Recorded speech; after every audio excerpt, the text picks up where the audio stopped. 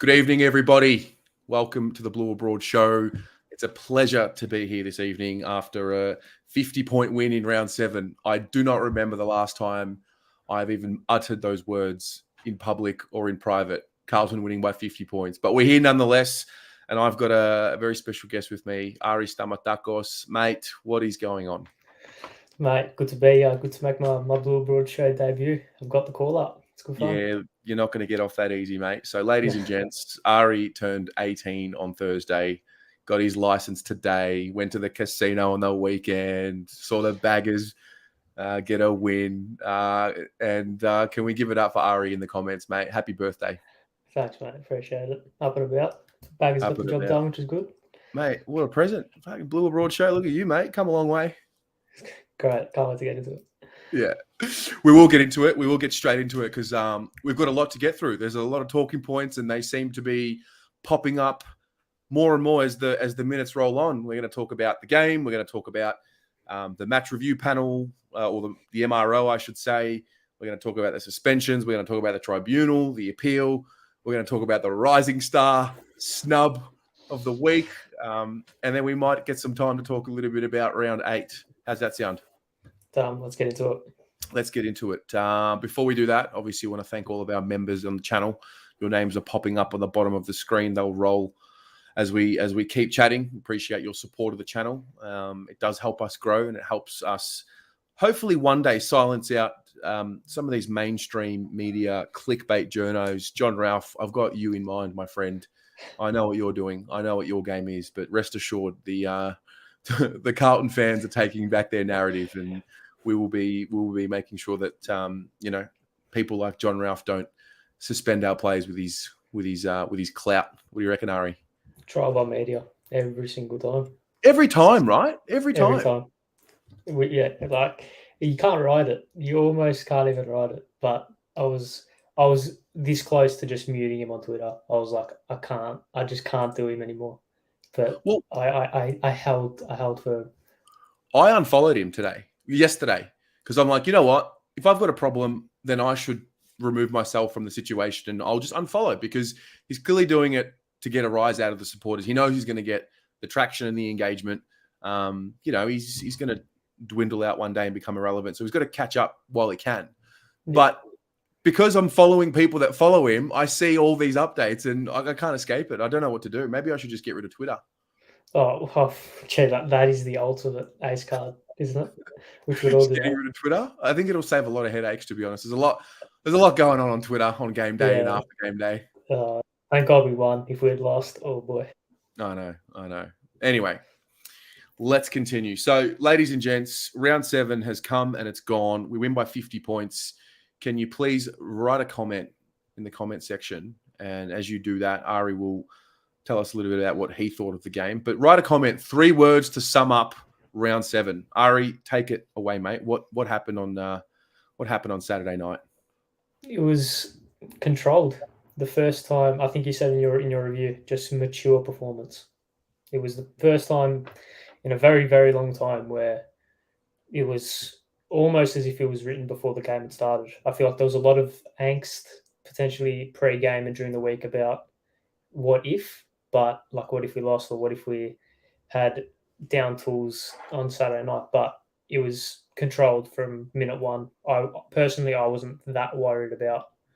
Even like second quarter, they came back a little bit. They kicked a couple of goals. I still wasn't that worried.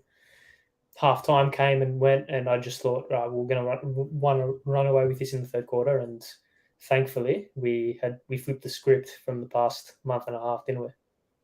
Yeah, we did, and you nailed it there. I think early in the week, as I thought about it, the trauma of the past was obviously in the back of my mind, because every time you play a team, the first thing you think of is all the memories that you have of playing against that team.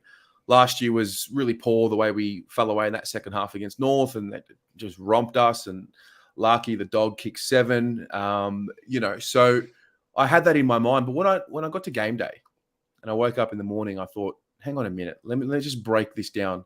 I've watched North Melbourne. I've been to watch them play in person. They're just at that phase of their development. They've got a lot of youngsters. They're still figuring it out. We clearly have better players. Harry and Charlie playing as well is something that I think I keep forgetting. Like they're playing, as long as they're playing, we're very dangerous as a side, especially when we talk about scoring potential. And then I think about the midfield. Yeah, I know Hewitt wasn't playing, but Cripper is in career best form. And then Jacob Wiedering, I knew and I had the confidence that he would respond after a poor showing against North last time out. So I got really comfortable, and then I started expecting to be uncomfortable. Yeah. And I think that set me up for enjoying the game, because I knew that North would just have a patch, whether it was a quarter or a half. I just felt like they would give us something, and they did. Yeah. I mean, credit to them, because they were always going to like to beat us in their situation. They needed to have that quarter or that 10 minutes, 15 minutes where they really piled it on. And that second quarter, they were very good. They cut the margin to halftime. Well, at halftime, it was still very much in the balance. But it was, I wasn't. This was the first time this year, definitely, that at halftime I was not stressed like one bit, because maybe I should have, because history dictates and history says that we would have capitulated. But I feel like this could be a turning point for the season, because in order to build and to get over a hurdle, you need to do it. Like, you need to just do it once. Like, it's not going to come unless you just find that opportunity to do it. And I feel like that second quarter comeback was one of the better things that could have happened on Saturday night, because now we had that ability to break that third quarter duck that we've had throughout the whole season. And against North, I mean, like, with all due respect, we should be beating them every quarter, right? So to get that monkey off the back of the third quarter capitulations in the past year so far, it's good signs. Yeah, and you're right. They did need to do it. They did need to do it so they could see what it feels like to do it. And I mean, look, for me, it was really just the second quarter where North just wrestled it back a little bit. I thought the first quarter we were on top. Yeah. We comfortably won that quarter, but North just got a bit on top. I think Paul Sebastiani summed it well in the fan cams afterwards. We were just sort of playing a little safe, maybe something we had done in games prior, like in the Hawthorn game at times, in the Port Adelaide game at times, where maybe we thought we had the job done, or whatever the case was. We just weren't taking risks to win the game. We were just being comfortable and maybe trying to manage it. But I always felt like we had the ability to blow the game open in 15 minutes. And I think that confidence is where I got comfortable throughout the night. Yes, it could have been 25 goals a margin, but this group, I'm trying to think, I should have maybe done some research. When's the last time this group, if ever, have won a game by 50 points? I think we belted the Doggies a few years back, but I'm just trying to think. A 50-point win hasn't happened. So, I think it's just a tick of the box and one of the little milestones you want to tick off along the way. And hopefully, if we get into a situation where we're playing against teams that are a bit lesser, we can do a little bit more. But I mean, I don't know. It just seems like they're on the right track at the moment. Yeah, it was the perfect step up. I think, like you said, this group hasn't been able to blow teams out by 10, 12, 13, 14 goals, right? So in order to get to that stage, you need to beat them by 50 points. You need to beat them by 30, then 50. Then you need to start getting the feeling of, all right, now we're 40 points up halfway through the third quarter. This is how we kick on with it, right?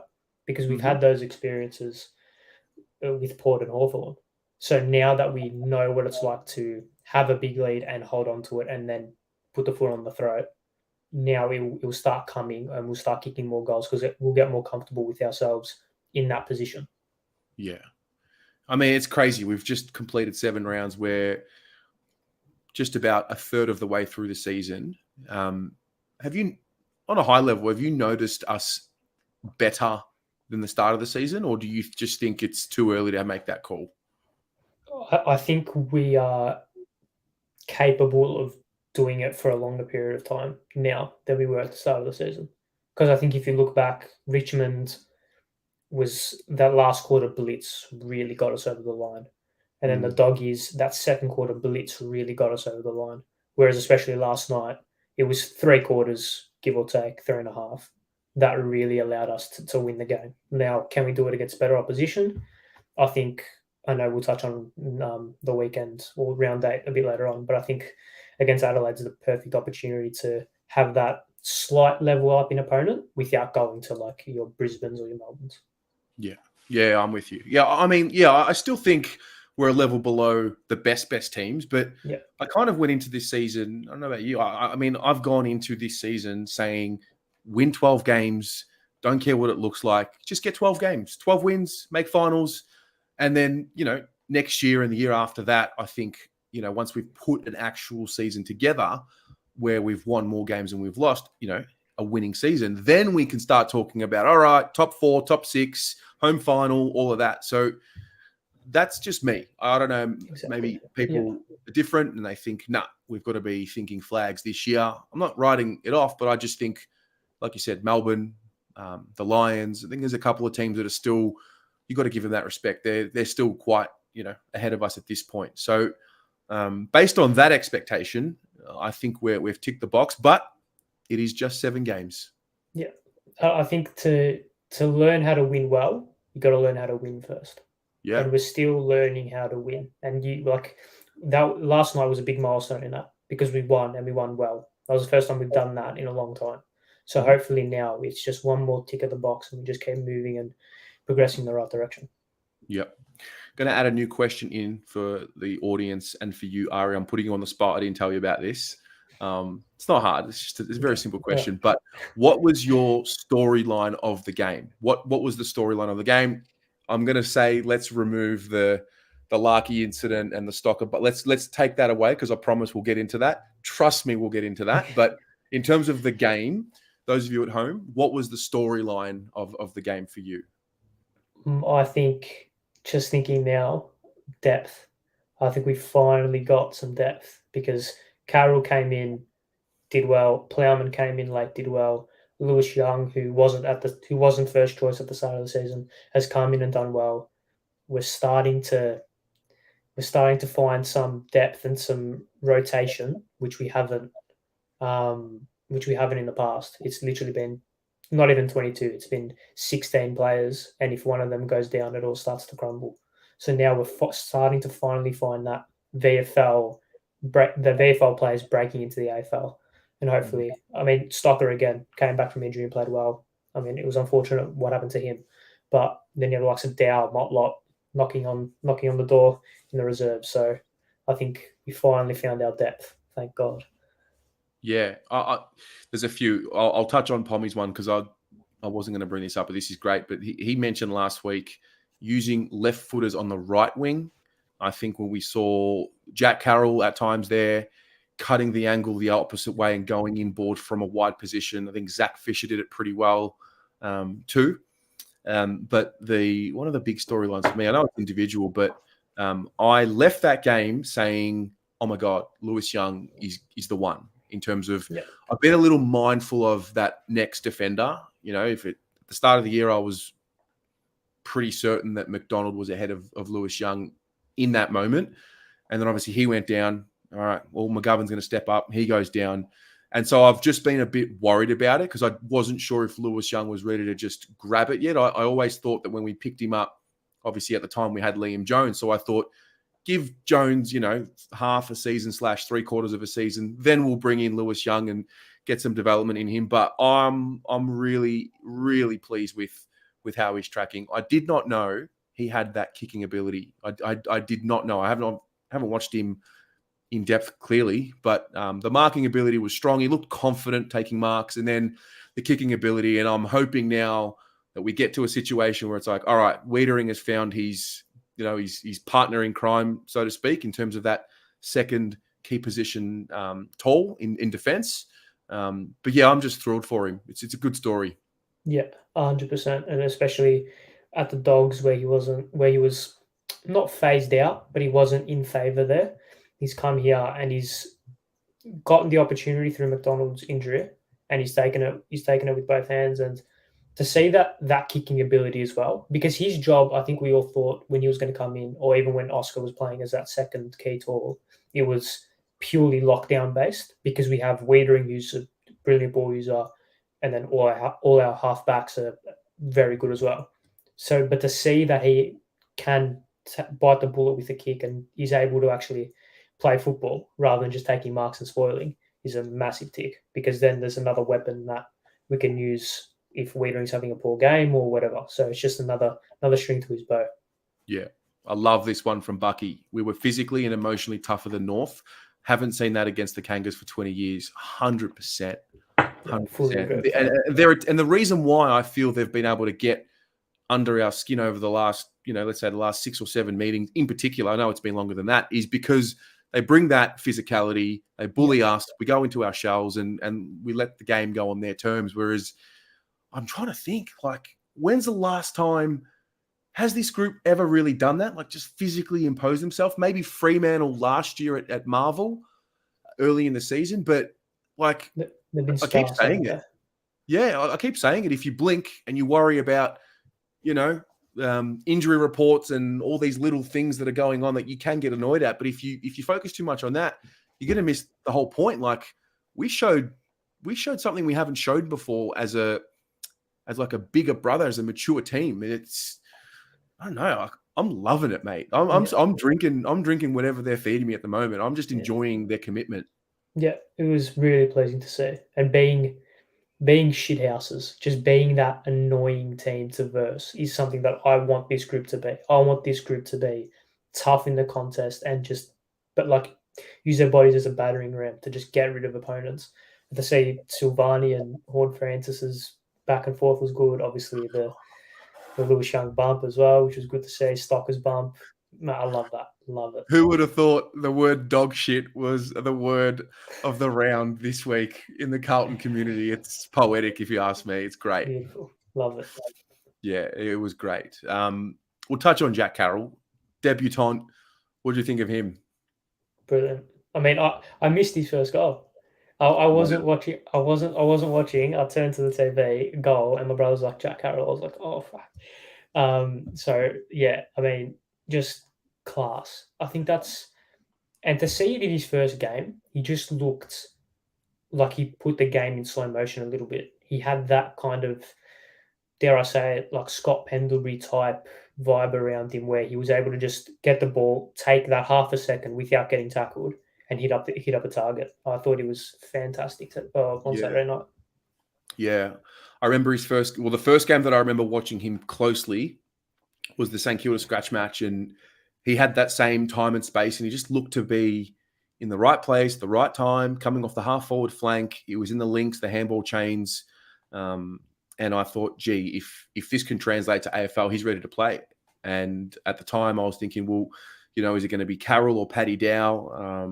Neither of them sort of moved upwards from there. I think Carroll, he got hurt. I think he had a few niggles and a few interruptions, and I wonder how close he really was to round one. But nonetheless, I think, and it is one game, and it is one game against North Melbourne, so I am mindful of that as well.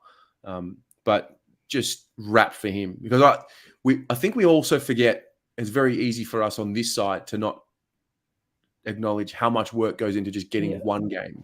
And then, like, getting a game is a big milestone. Then it's like getting a touch. Then it's, getting 10 touches. Then it's 15. Then it's 19. Then it's kicking a goal. So he's ticked off quite a few boxes in his first game.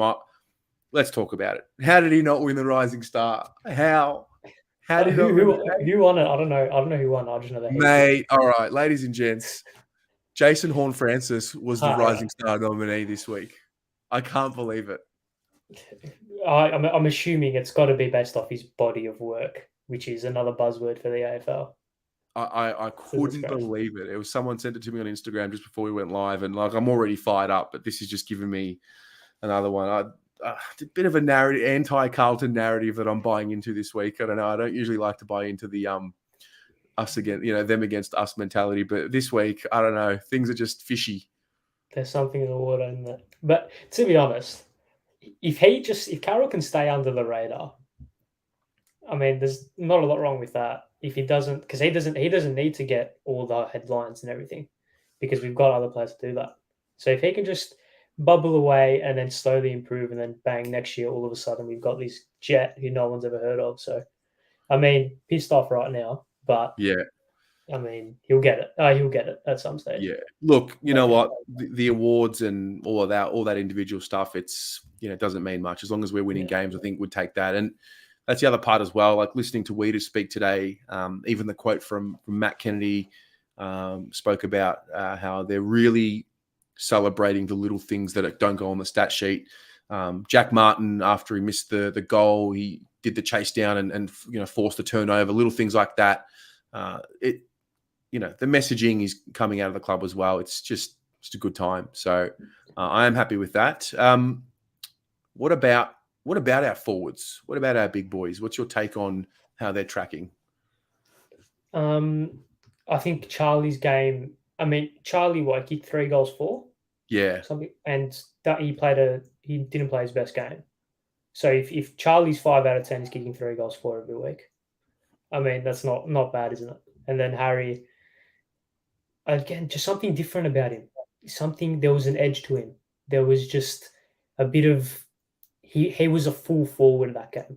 Like when you think of full forwards, you think of like the Lockett and these powerful like cornerstones and pillars of a team. He played like that on Saturday night. He played with an aggression. I loved it. Yeah.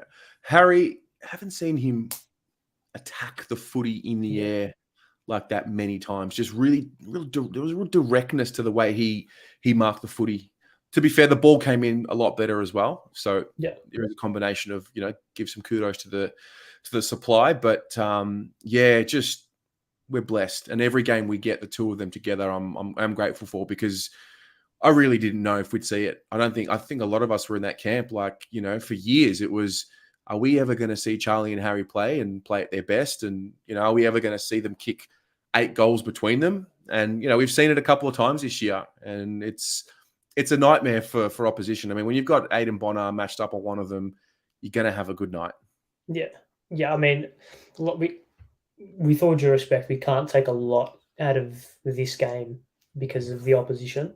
Yeah. And that's just because of the circumstances that North are in, right? But you have to beat what's in front of you.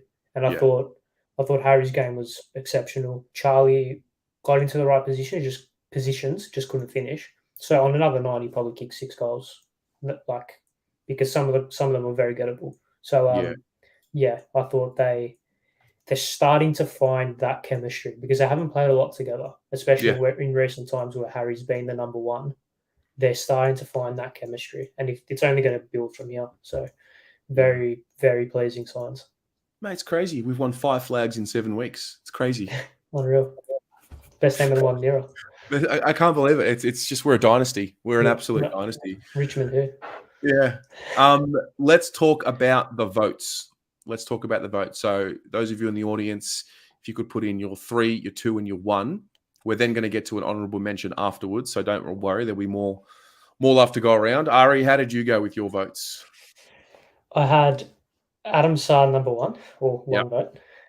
I had Harry Mackay 2 votes, and 3 votes, no surprises, but Patrick Cripps. Love it. Adam Sarr, I believe today is the final day of Ramadan. It's Eid. So Eid Mubarak to our Muslim brothers and sisters. Phenomenal effort how Adam Sarr does that and plays at the level that he does while fasting. It's crazy. I know that it was a night game on Saturday, and he probably had broken the fast, I would assume, as the game started. But nonetheless, you wouldn't know. You wouldn't know that he was doing anything different the way he's been playing over the last month. You would have no idea. Yeah, I mean, that is unbelievable. Unbelievable. The fact that he does that while being a professional athlete is by itself incredible. But the fact that his performances over the last month, pretty much since the start of the season, have been exceptional is a credit to him, and shows just how committed he is. You can't question his commitment at this stage. No, he's. I think that was the best game I've seen him play, to be honest. It was very good. It was very, very good. He's got this ability and he's got this aura about him where if the ball goes near him and he's in like a one-on-one contest, I'm pretty confident that he's never going to lose it terribly. He's either going to win it or halve it. Yeah. And then if he gets the ball and he gets himself into a bit of trouble and there's a guy chasing him, he just knows exactly when he knows how much time and space he has at all times. And it's really impressive to watch. Yeah. I think I think you hit the nail on the head there. And I think that was the same, just touching on Harry as well. Yeah. Harry and Sard have shared this trait where they just have, when they're near the ball, they're going to get it. Like they're never going to lose a contest, it seems, because they just have that. They just know what they're good at, and they position themselves in a way which they just attack the pill with their full force, and they're going to get it every time. So, yeah, I thought Sard was terrific. He was pretty stiff not to get the 2 in retrospect, but I thought Harry played well as well. For sure. Well, the coaches' votes came out. I'm going to read them out. So Cripps got the 10 again. I think every game he's played this season, he's had 10 votes. I think so. Could be wrong on that. Gold Coast, probably. Sorry, yeah, not Gold Coast yet. So 10 votes for Cripps. Sam Doherty was given 4 votes. Can't believe we haven't mentioned his game. That's how good everyone was. Sard got 4 as well. Walsh and Charlie Curnow and Harry Mackay were given 3 votes. Lewis Young was given 2 votes and Goldstein was given 1 vote. Surely Vossi didn't give him a vote. Surely that was David Noble that gave him a vote. Yeah, surely. Yeah, sure. I'd love to know. I wonder why they don't tell us what who the coaches voted for exactly. No, who knows? But I just want to keep. I know we'll probably do honourable mentions a bit later. But Jack Nunes' game. Yep. Not bad. Like I know he's a little bit of a maybe whipping boy's a bit harsh, but he's not particularly universally loved.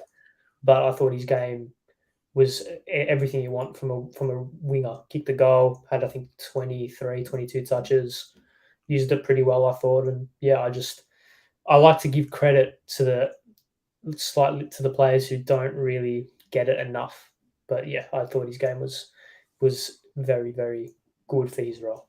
Yeah, well said. Well said. Jack Nunes, a very good honourable mention. Those of you in the audience, who was your honourable mention? Someone that didn't get a vote, but you want to give them some love anyway. I'm going to go with Zach Fisher. I thought he was great. I was sitting on level 1 on the wing, right near where the benches were, and I was hearing our own supporters heckle him, like just scream out, calling him soft.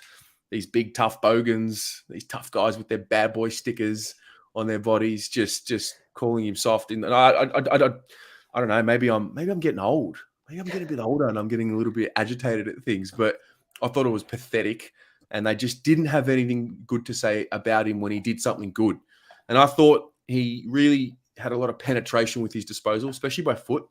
And I think he's had a good year. I think last week was one of the worst games I've seen him play, but I think apart from that game, he's had a really good year, and I just love him in space. When he's delivering the ball inside 50 in space, running forward, I think that is when he's at his best.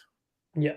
I feel like he always picks the right option. Like, regardless of if he pulls it off or not, I feel like he always wants to do the right thing.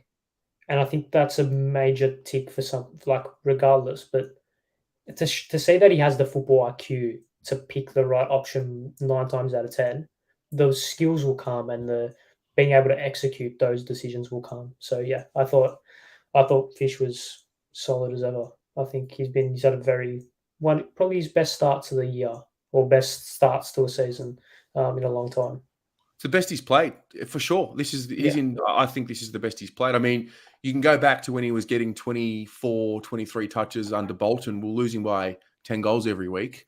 But I think this is the most impact he's having in a game across it. We've got a solid patch of data now. There's a solid sample size of games that we've played now to see the trends. I think he's definitely in career best form.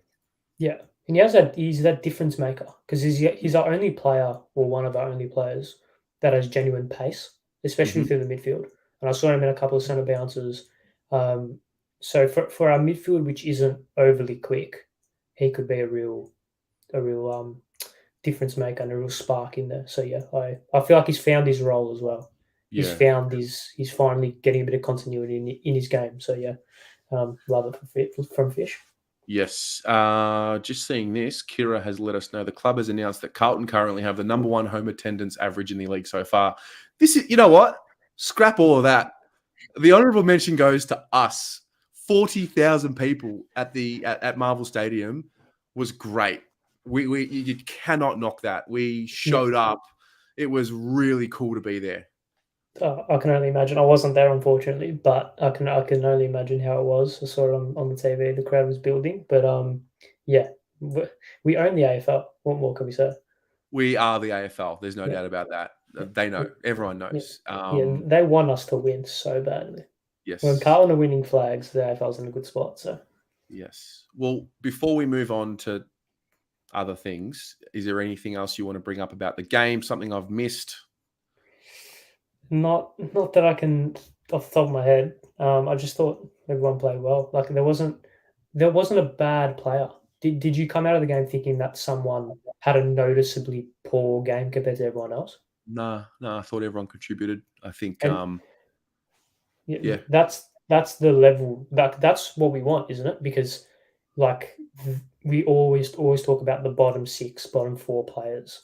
If our bottom six, bottom four players are having 6 out of 10, 7 out of 10s, it's everything you want. yeah, for sure. All right, let's talk about it. So, Carlton. Okay, I'll give you the floor for this one. You can take it. No, we're going to do this together.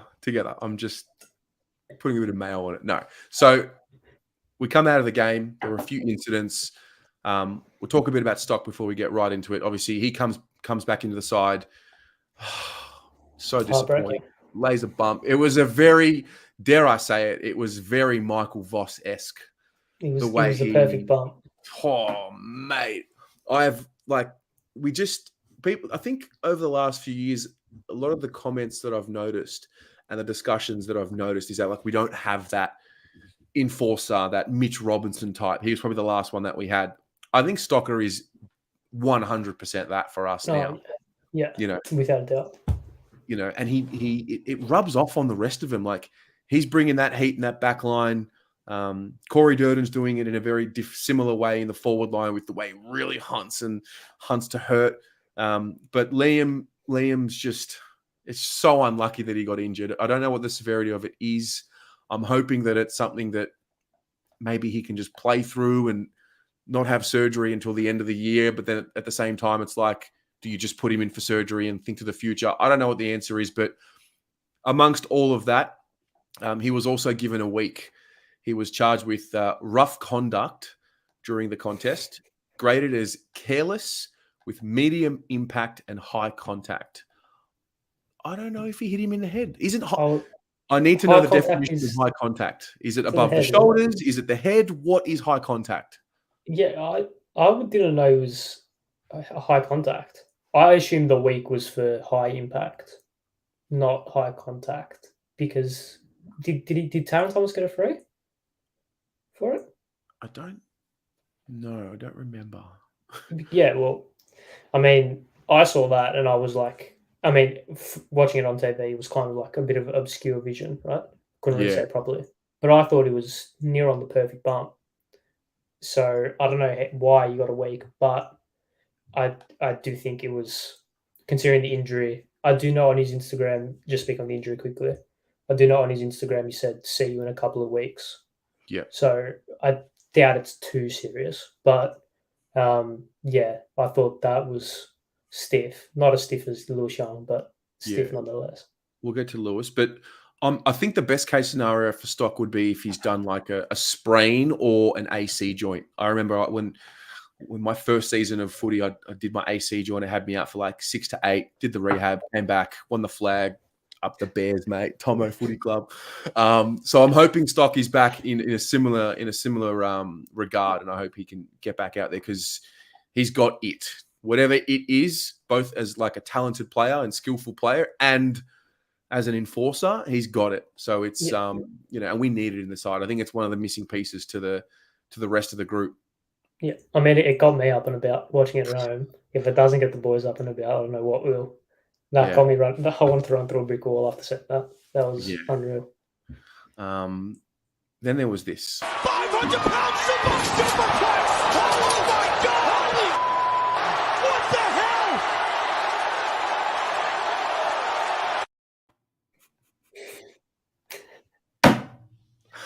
Fucking Lewis Young. Oh, so good. So good. I thought it was a fair bump. I really did. I thought it was as well. unfortunately, he's also been charged with.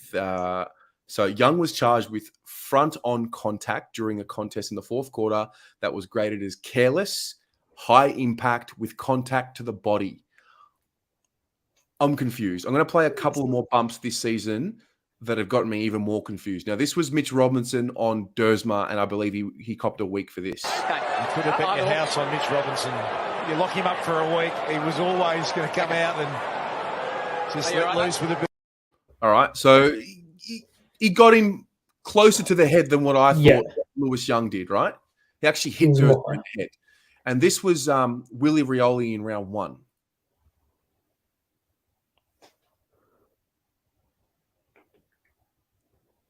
I'll just play that one again. So they're the two. Maybe there's other bumps this year that I've forgotten about, but let's just watch Lewis Young again. 500 pounds superplex. Oh my God! What the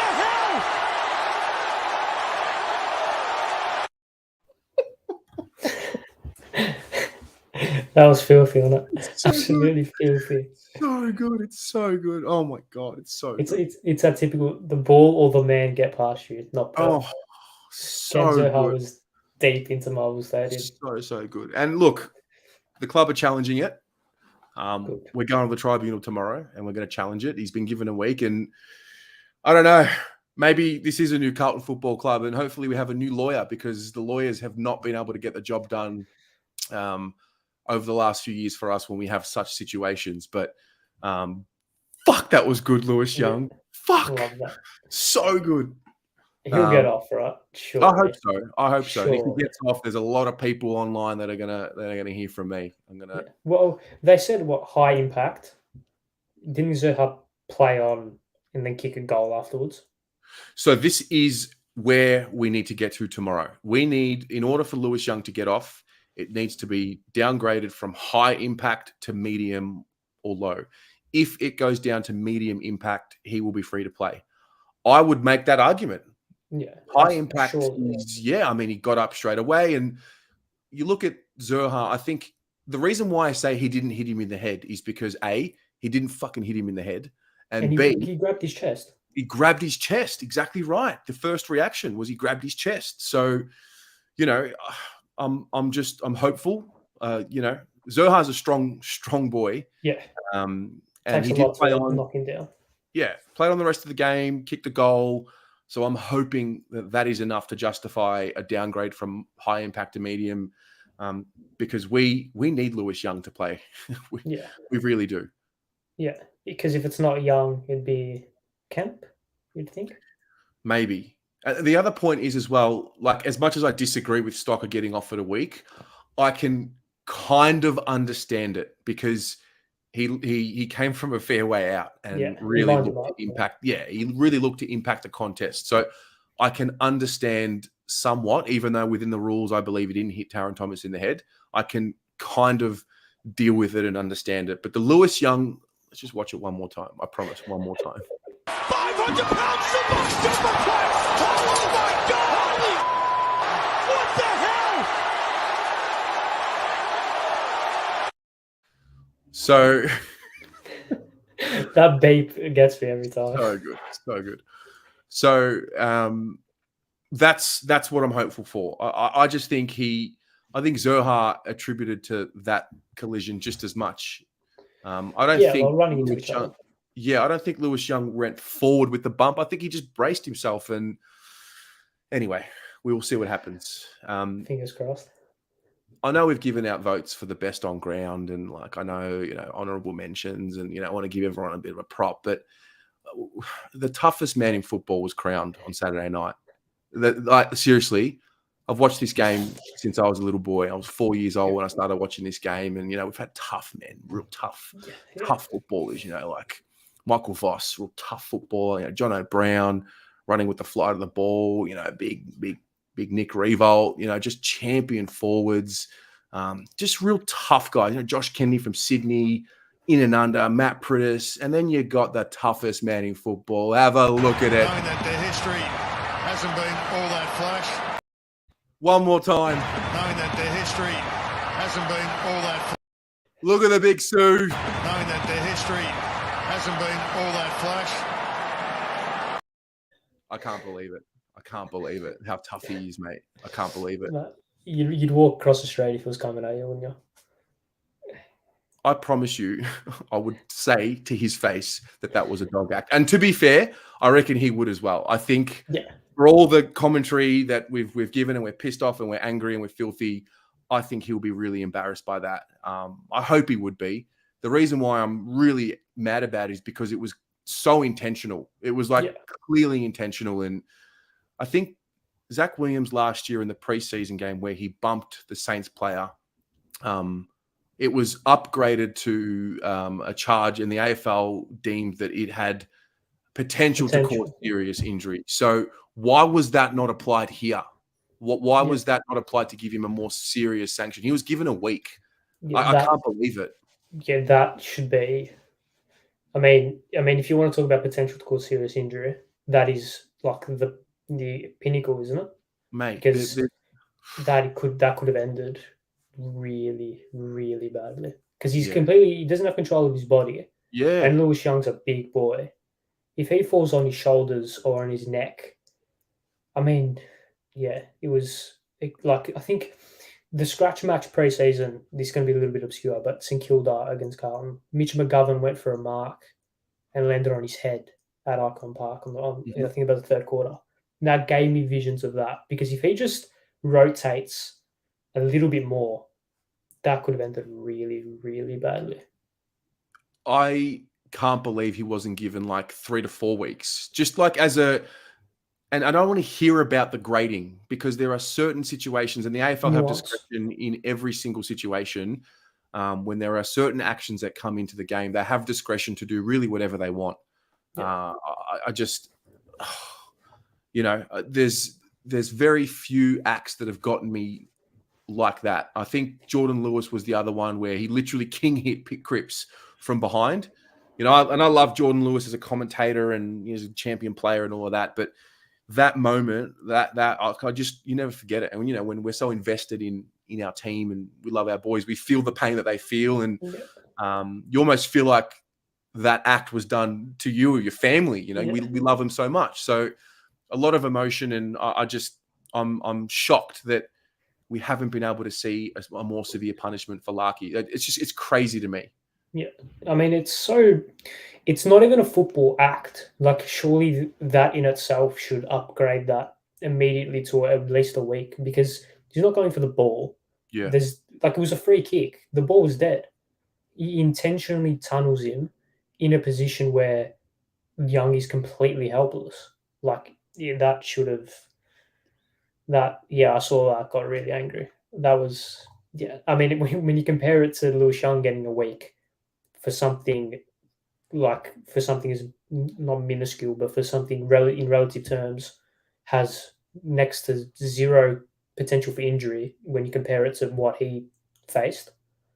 It was hated seeing that, and I hate as much as it's funny looking at the big Suv being the toughest man in football. The big tough man, the big tough Suv Larky. Look at him. Have a look at him. I mean, I flinch every time I see that because it's just I hate that. Hate it. I'll show you another part. Watch this clip again. I'm going to play the rest of it. And I know that Plowman cops a bit of flack from the fans, but have a look at who reacts quickest to get into Larky. It's happening. I'll show it right now. Knowing that their history hasn't been all that flash. And on the back of a silly decision. Plowman, straight in there, right in there, flying the flag. I feel like he does that a lot, to be honest. He does. He does that a lot. So, good to see that everyone got around fucking Larky and then Wiedering when he kicked the goal as well. Yes. Good to see that. So, anyway, that's fired me up a bit more. I'm up and about. Now, let's move on. The game's done. We're going to move on.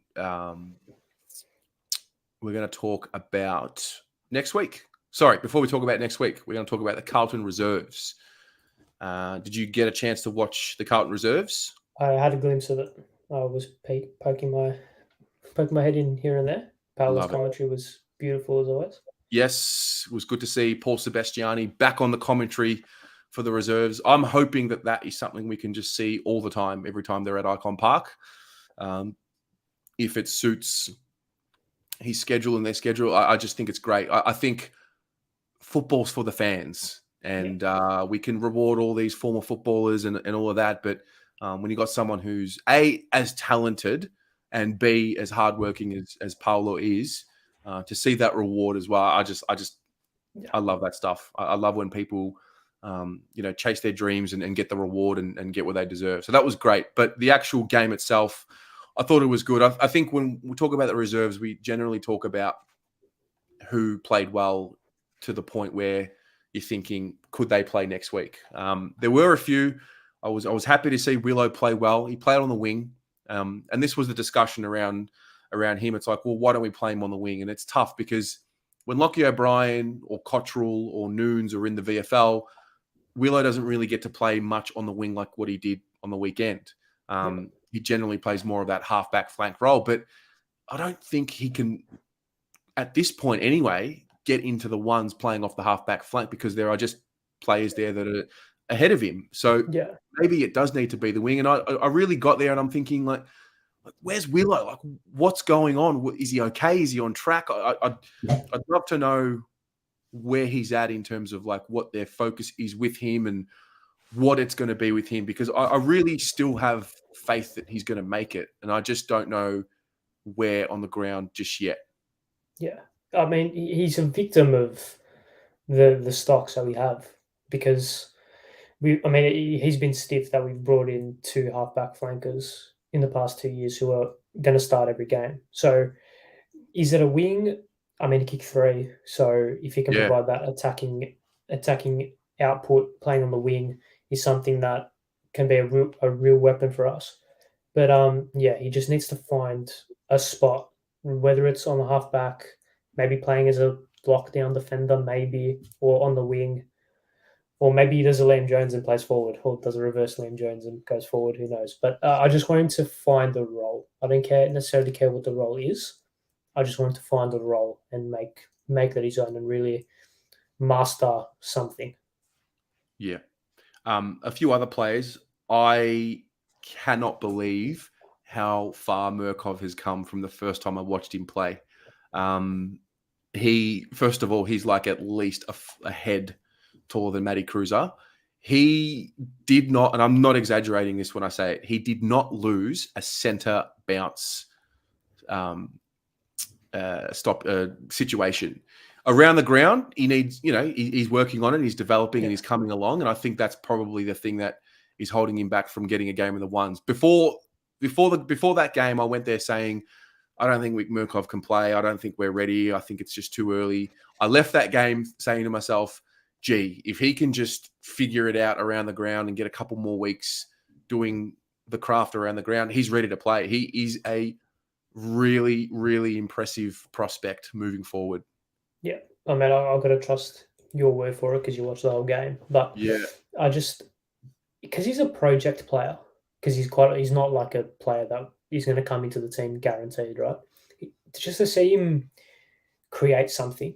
Yeah. From what I caught of the game, I saw he played well and he did some really nice things. But to see just people talk positively about him just is a good sign already. Yeah. Because there's no expectations on him. So to see him already probably ahead of schedule in terms of his development is a major tick. And I mean, if we're getting into a situation where maybe around 16, 17, knock on wood, something happens, like if he's going to come in and if he's in the position to, I hope that he's got the miles in the tank to come in and play a role and have an impact. Yeah. The other one, Paddy Dow, he had 32 possessions up until 3/4 time. Looked like he was finding a lot of the ball. He clearly did. I don't know what his tackle numbers were. My thing with Dow, and I had a really good discussion with a couple of people there who were saying, "Oh, I can't believe Dow's not playing in the ones." And I just think, what is the rush? Who's he coming in for? And then the rhetoric is, "Oh, we'll just put Chera or Walsh on the wing." And I'm thinking, why? Why would we do that? Why would we accommodate just so Paddy Dow can play for the sake of playing? I think him playing well in the twos and still not getting a game is good for Paddy Dow. It just it creates a little bit more hunger, and there's no doubt he's going to get his opportunity. It's about just sort of staying professional and staying on top of his form and just being ready. I think that's what the great teams have. They have guys in the twos who really are stiff because they're playing so well consistently. And I'm loving this situation with Dow, the fact that he's playing well consistently in the twos, hasn't quite got his opportunity yet. So when that comes, and it will, for whatever reason, it always does, I just want him to grab it with both hands and have a game where it's like we can't drop him. You know, that's what I hope for him. Yeah, like you said, the best teams have those players. I mean, my mind immediately goes to Jake Bowie from Melbourne. Comes in with, 8 games to go last season, wins a flag, plays this season, been one of the better players so far. Mm-hmm. So it was just about waiting for the opportunity. I mean, like we said, Lewis Young wasn't in the look-in at the start of the season. Oscar goes down, he comes in, and he's taken it with both hands. So I would rather have Dow play in the VFL in the middle than floating on the wing, half forward, playing in the middle in spurts in the AFL. I just think it will do better for him playing his role day in, day out, playing an actual game in his role for the whole game. And I think that would do his development a whole lot better. Yeah. The other one, Jesse Motlop, he's the other one. He's probably, there are a couple of messages I get weekly on Instagram. It's like, why isn't Motlop playing? Well, first of all, I don't know.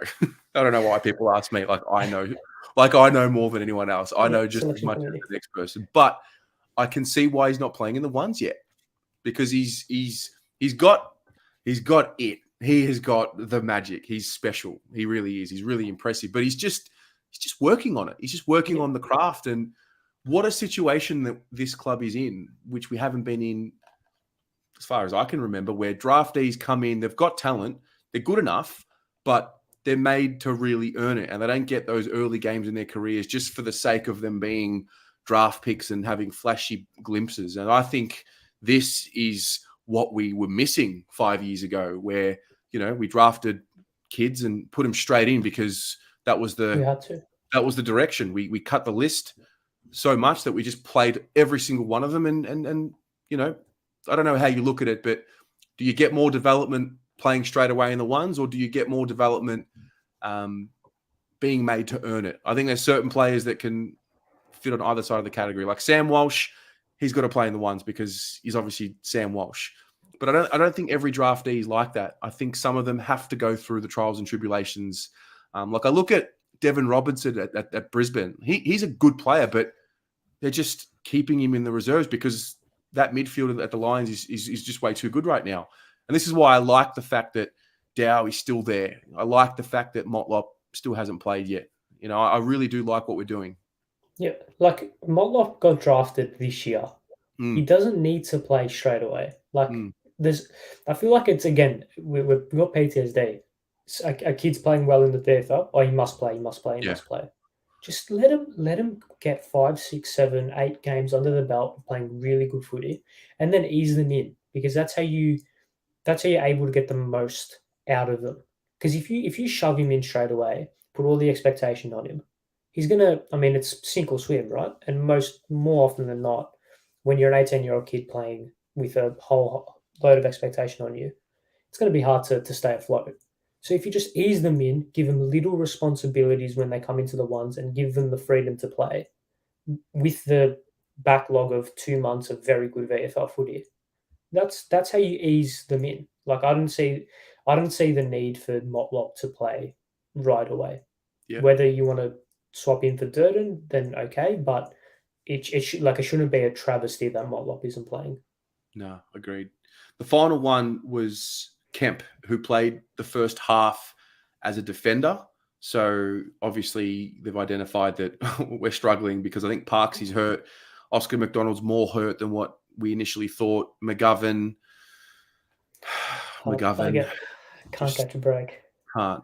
Anyway, that's a conversation. I feel sorry for it because he played so well. Feeling sorry is I did personally. I don't know. We'll talk about it another time. Yeah. Okay. He wouldn't purposely injure himself. No, of course. But I'm just filthy at the situation more than anything. I'm just angry at it. But the point is that Kemp is an option now in defence if we need, and if Lewis Young doesn't get off, I think he's an option down there. Is he ready to play in defence? No, I think he's good enough. They've been playing him as a forward, as a half forward, and obviously now out of necessity he's got to come back. But I guess the beauty of Kemp is he's versatile. So if he needs to play, then he'll play. Yeah, I mean, yeah, it is unfortunate because, I mean, it depends. It depends what the club see him as. If the club see him as a forward, because think we don't really have a lot of key forward stocks either. Yeah, it's Charlie, Harry, and then who else? Pretty much, right?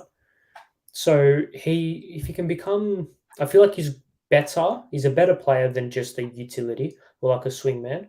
I feel like he's good enough to have to master a role and then play really well in it.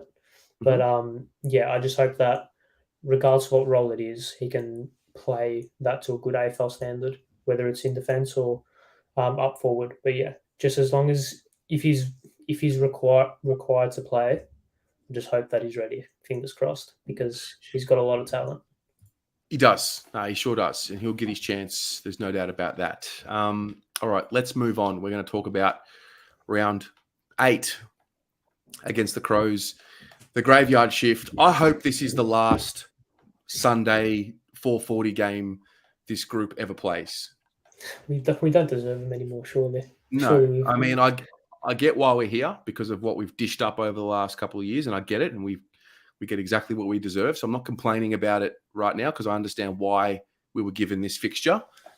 But from here on, after this round, I don't want to see any more of these 4:40 games, because if we got 40,000 for North Melbourne, if this was a Saturday night, we would probably get the same.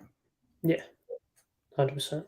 So we've got Mother's Day now. I don't know what happens. Do people just not go to the footy now on as many people not go to the footy on Sunday night? I feel like it's a time slot where you can really easily make an excuse to not go. Now I'll be there, but I can see where some families would say, you know what, I've got school tomorrow, the kids, this, that, Mother's Day lunches and boyfriends and girlfriends, mothers and families and all of that. So I just hope we still get a good turnout.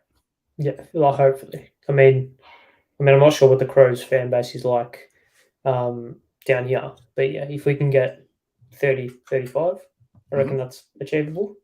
Mm-hmm. Fingers crossed. I mean,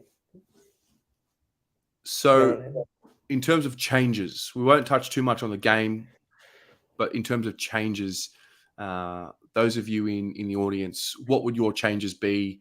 And Ari, what would your changes be? Assuming Zach Williams and George Hewitt will start there a fit, I'm assuming that they're going to come in. What do you do? Oh, it is. Are we assuming Lewis Young as well, or are we saying he gets off? Let's cover all bases. Okay. Well, if Young gets off, then he obviously plays. I'm not sure there's too much about that. So, I mean, Hewitt and Williams have to play, you'd think, right? They have to play. So it is tricky because, like I said, I don't think anyone played that badly. Maybe it's it's tough. It's tough because I don't think will be out. So yeah. Okay. So Stocker for Williams. Yeah. And then is it maybe? I mean, it is tough. I couldn't think of it. It's a good one because I think naturally I go to Noons. Now I know he played well, but naturally that's my first instinct for Hewitt. It's just sorry, too bad. It is what it is. I don't know. You can't drop Carroll. I don't think you can drop Carroll. I don't know. It's a tough one. It really is. I'm excited to see what happens. I think what have we got? Some people want Durden out, Motlop in. A lot of people are saying Cottrell. Cottrell was the sub, wasn't he? Cottrell was the sub, yes. Yeah. So Marcus says Hewitt, Williams, Kemp in, Stocker, Young, Cottrell out. Well, that would still leave Kemp as the sub because Cottrell was the sub, right? Yeah, or maybe Hewitt or Williams sub, super sub. Lockie Reed, Williams for Stocks, Young for Omac. No, Omac is injured, so we can't do that. What else have we got? Noons or lob for Hewitt. We've got Kemp in, Williams, Hewitt out, Young suspended, Stocker Noons. Okay, it's interesting.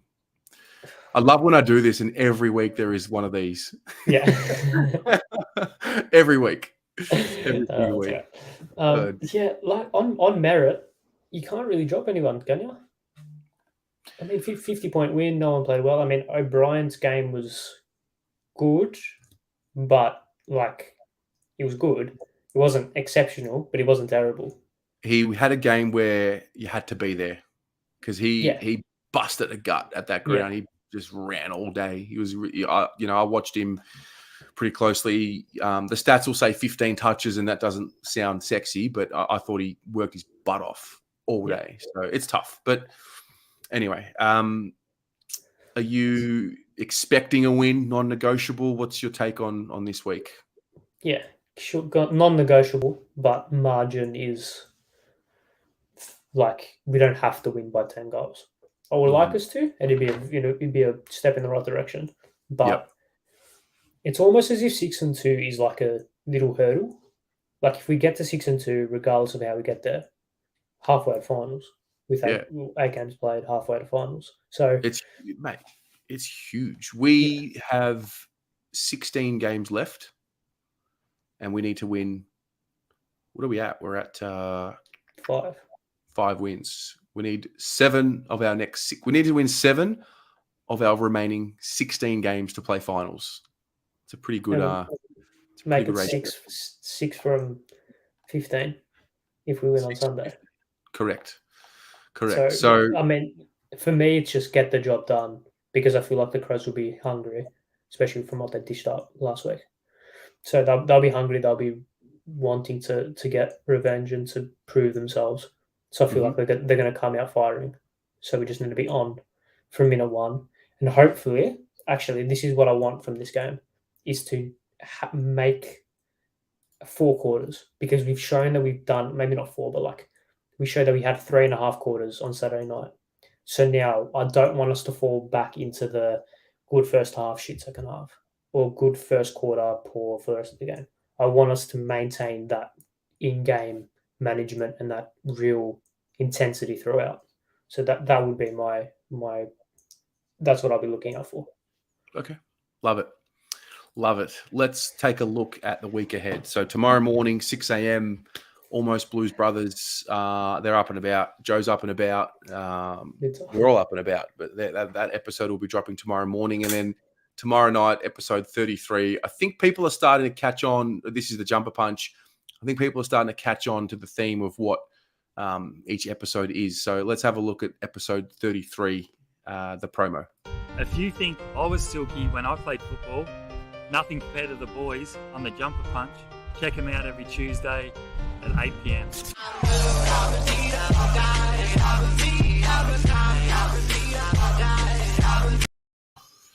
Hooly Dooly.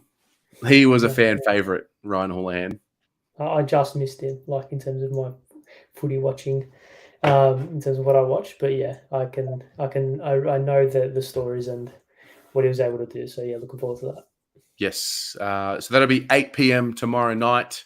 They'll have a section of Ryan Houlihan's interview there, and then the full interview will be on the Jumper Punch YouTube channel. Go and show them some love. If you have not subscribed, please go and do it. And also, if you're not subscribed to the Blue Abroad YouTube channel, now is the time. We need to stop John Ralph from having a platform about Carlton the way he does, because it's starting to irk me, and I don't like it anymore. So anyway, Ari, mate, again, happy birthday. Welcome to adulthood, big boy. Thank you very much. Not as big or strong as Sue Vlaki, but you are a big boy. No one is. But, have a good night, everybody. Go the Blues.